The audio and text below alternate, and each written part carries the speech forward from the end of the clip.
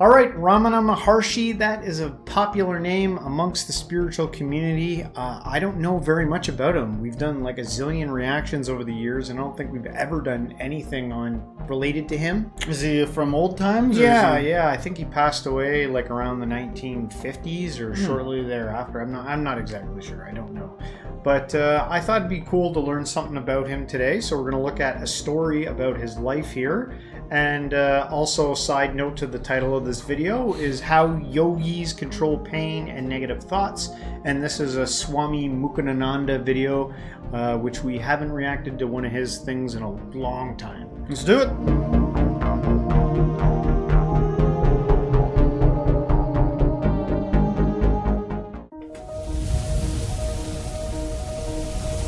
You may be familiar with water sport called surfing. In it, surfers stand on flat boards and easily ride the turbulent ocean waves.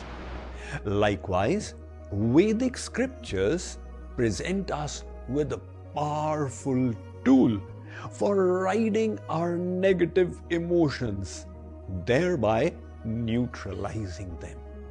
This tool is called Sakshi Bhav, or witness consciousness.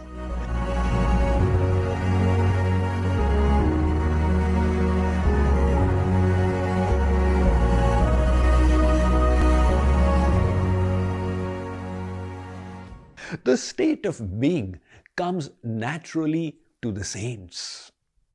Let's take inspiration from Ramana Maharshi.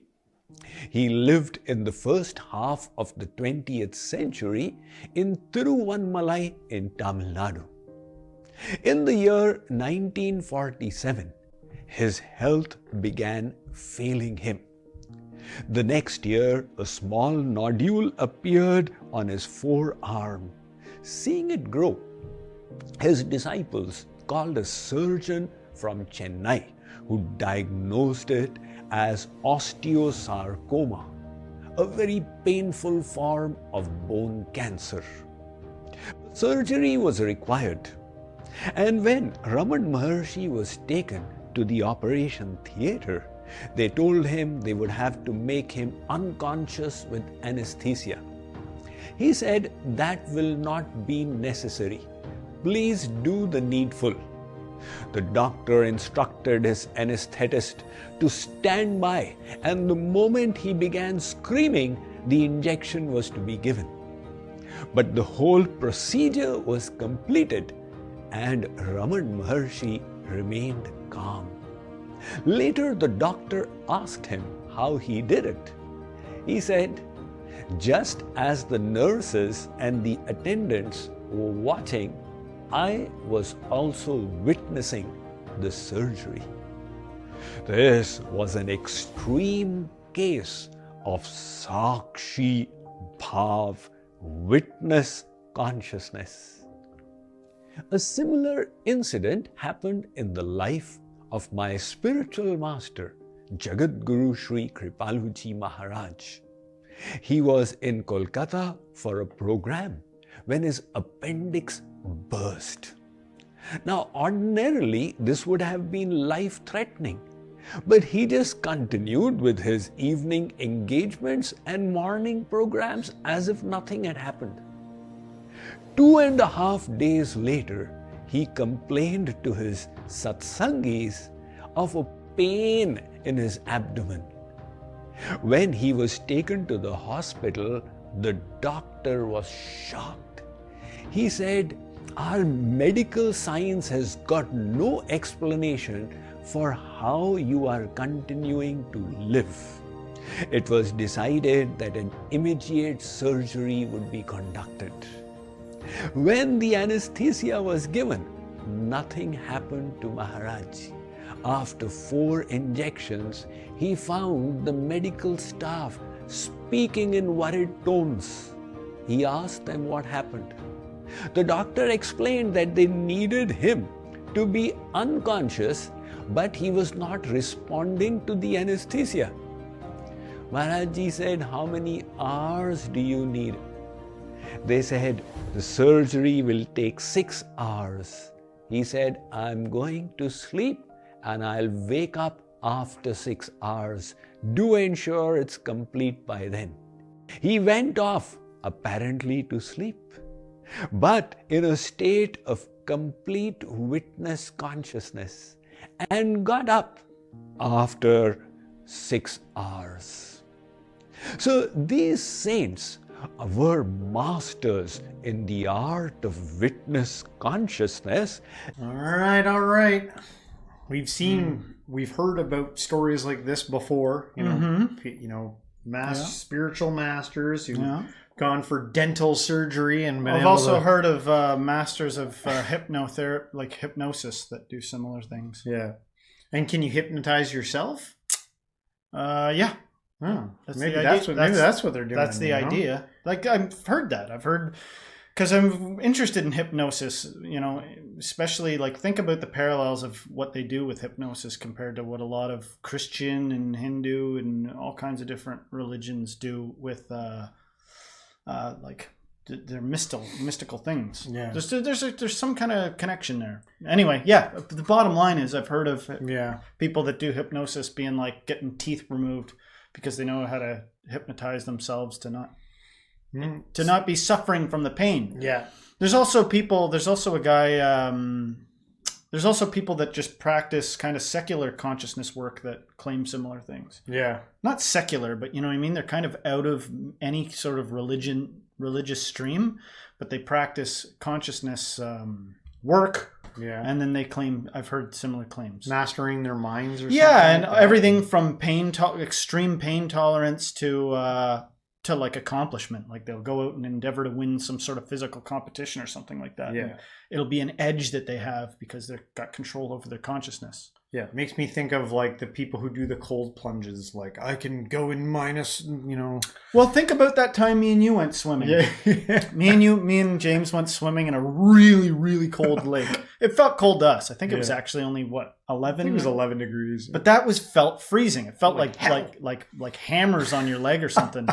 And James went out, and I didn't want to do it. And then when you got out to like your thighs or something like that, I was like, well, I can't not do it now. So I went out and I was like yelling, and I felt like I had to like subdue a part of myself and force my body to move forward through it.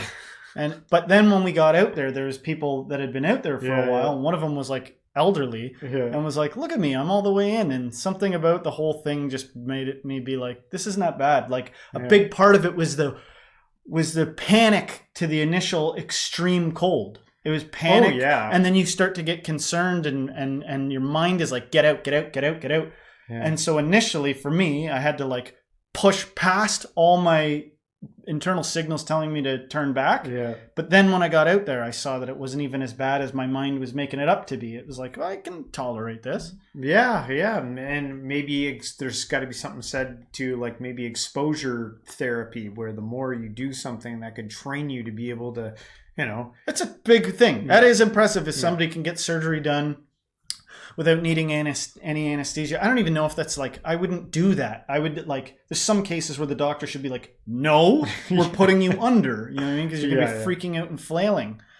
I'm sure there's places in the world that wouldn't even allow what these guys are even talking about in this video. They're like, nah, you don't get to say no. That's a tall order, you know what I mean? Some things are more panic causing than others. I think the next phase of this video is going to be explaining how do they harness this power. Now we've had the nice stories to explain what's going on. I'm guessing now we're going to be getting into the lesson about how to achieve this superpower. All right. Let me read about the state from my latest book, The Power of Thoughts.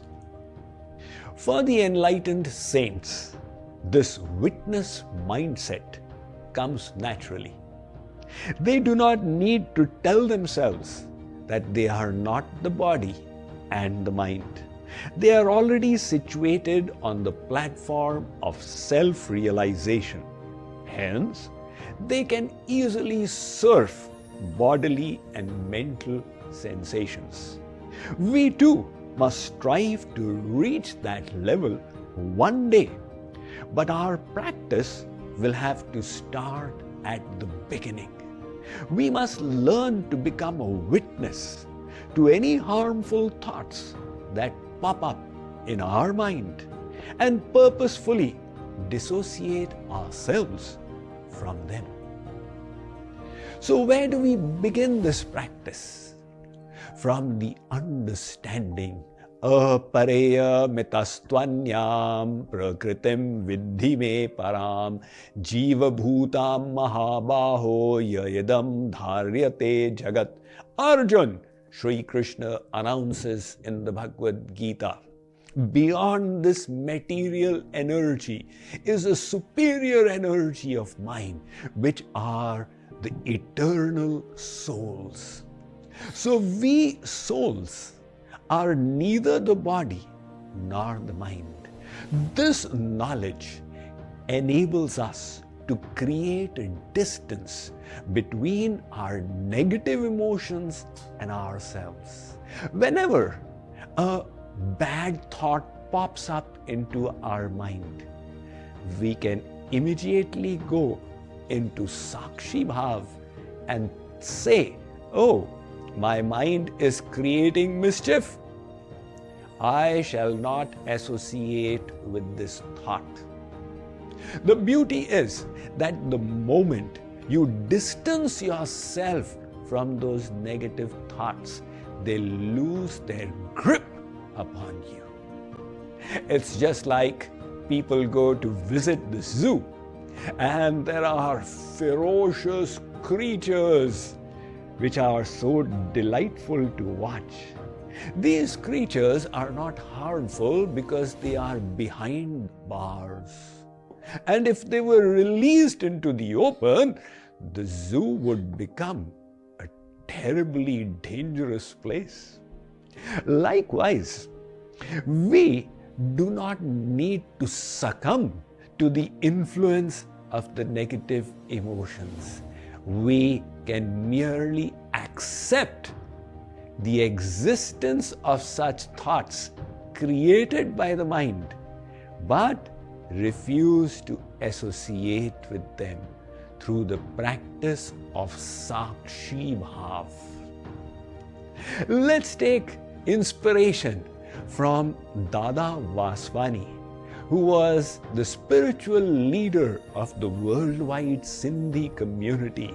This good-natured, simple-minded saint was the champion of vegetarianism and animal rights.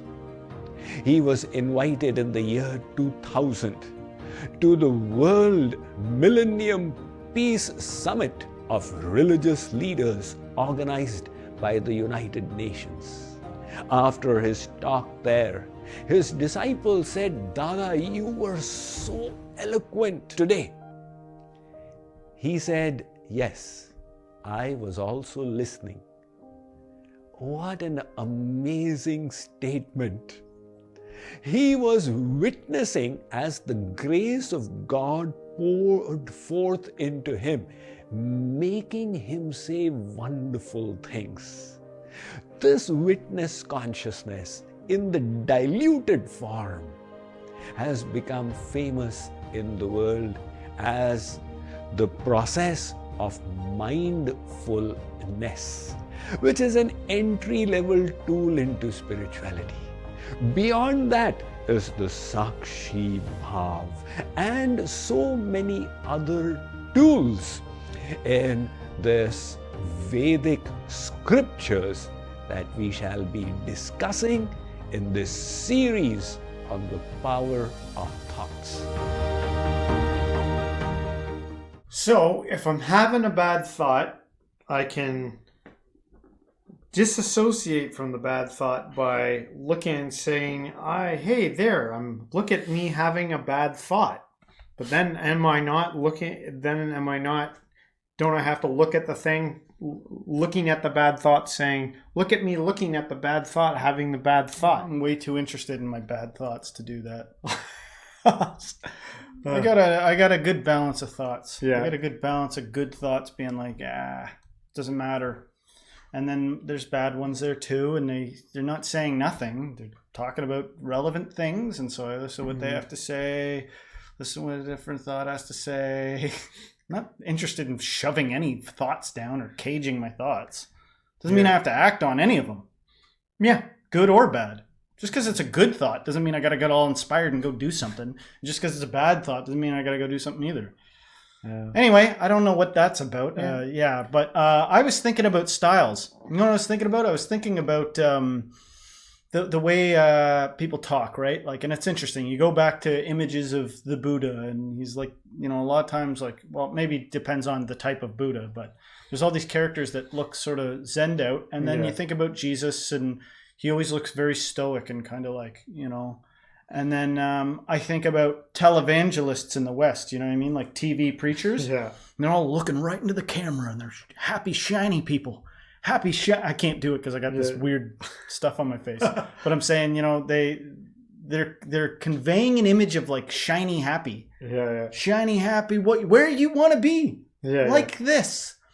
And I'm not interested in that personally. What are you? Are you like that? I mean, like... Well, no, I noticed, I get where you're going, because when I was watching it, he's very upbeat, shiny, smiley, and I'm like, is he the same character? Like, maybe for those, maybe someone out there watching this knows him and has seen him. Is he the same off camera as he is on camera? Well, I'm being kind of judgy. In the sense of, like, I'm criticizing just a character. How many characters are there even to pick from, you know? Like, I was thinking about the other day, like, guys who unironically have kind of a voice like this. Like they just sort of, they're really straightforward, like a man. They got some bass in their voice. You know what I mean?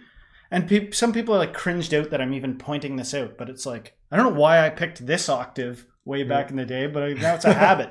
Now I'm stuck with this octave, Yeah. But some guys, as their voice were developing, they settled on this one. They stuck with it. This is how they're going to talk forever now. You know what I mean? And it's kind of manly. You know what I mean? It's like a manly voice. And some people, like out of nowhere, man, if you started being like, hey, everybody, hey, isn't everything wonderful and awesome? How would that be received in all the groups that you're around? Yeah. It depends on where you're at. Are church people different when they're in the church? Blessings to you and peace be with you too, or whatever church people say. And we're so ignorant. We haven't been to enough places to know that if it's like, well, there's church self, and then there's like garage self when you've had a few beers. It's loose.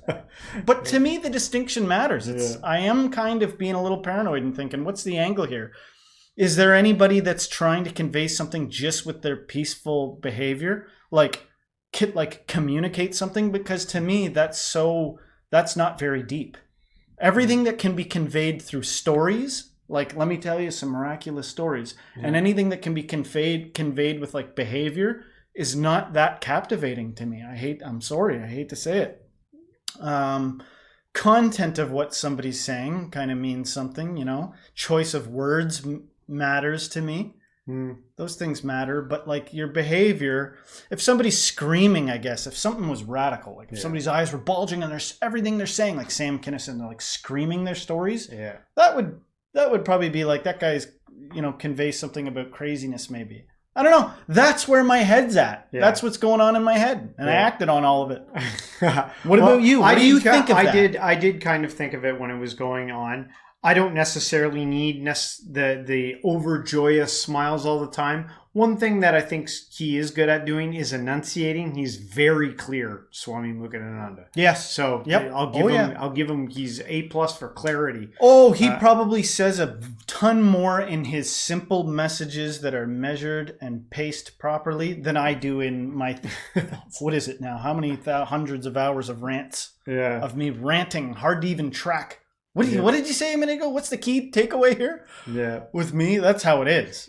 I guess bottom line in the whole message, though, if we're going to like just maybe return back to the heart of the message seems to be that, because in the title it's talking about controlling your pain and thoughts. Maybe for some of you out there, you saw something in here that said, well, maybe I could start practicing a little bit of that. I'm not going to lie. I've noticed like through mindfulness, meditation, all the things that I've been working on over the years, there has been a little bit of mitigation of some pain and negative thoughts over the years through some spiritual practices. And for those out there who've never gone through any of that, there's there's some stuff there you can work with. What do they say to ladies in labor, that you could breathe through it, right? They're like, if it's too late for you to get anesthesia, what is it called? Oh, epidural. If it's too late to get the epidural and you're going to have to do it old school, they breathe with you, breathe through this, you know what I mean? And there's it's almost like get more present. Yeah. Don't distract yourself out of it.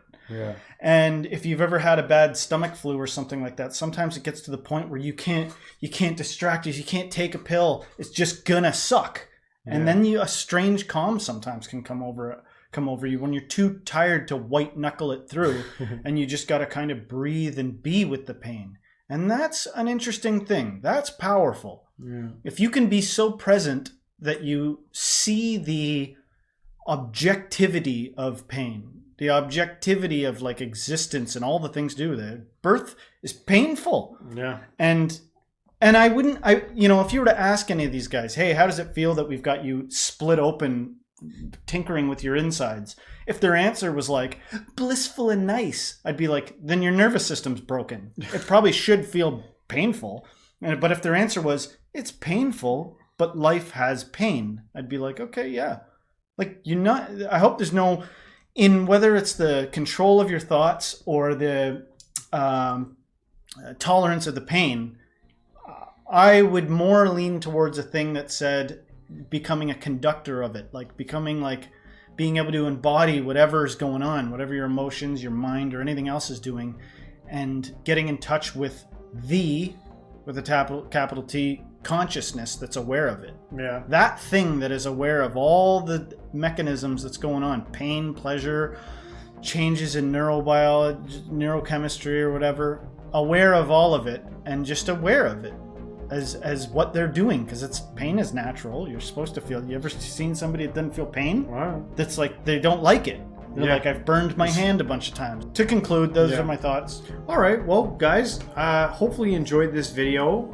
If you did, don't forget to hit the like, subscribe, share us with a friend, and everyone until next time, Stay spiritual.